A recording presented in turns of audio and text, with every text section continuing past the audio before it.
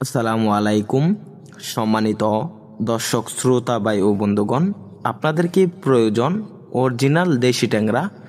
যারা মাটির নিচের লেয়ারের জন্য মিশ্রভাবে চাষ করতে চান দেশি ট্যাংরা, তারা আমাদের সাথে যোগাযোগ করতে পারবেন। আমরা সারা বাংলাদেশে উন্নত মানের এবং ভালো মানের দেশি ট্যাংরা মাছের পোনা বিক্রি করে থাকি। অবশ্যই আমরা মাছগুলো গেটিং করে বিক্রি করে থাকি। দেখতে পাচ্ছেন আমাদের মাছগুলো গেটিং করা হচ্ছে। তো আপনারা আমাদের এখান থেকে বর্তমান যে কোনো সাইজের মাছের পোনা ক্রয় করতে পারবেন। মাছের পোনা ক্রয় করার জন্য একটি বিশ্বস্ত ভালো একটি হ্যাচারির প্রয়োজন। কোথায় পাবেন?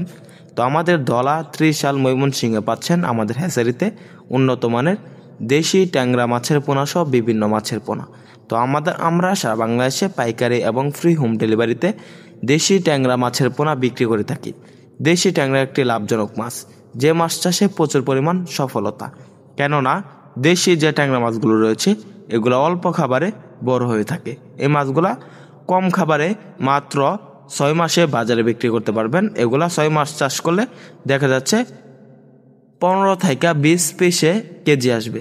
তখন এই মাছগুলো বাজারজাত করতে পারবেন প্রায় 700 টাকা কেজি। খরচ হবে এই মাছগুলা 6 মাস চাষ করতে চাইলে 80 টাকা প্রতি কেজি।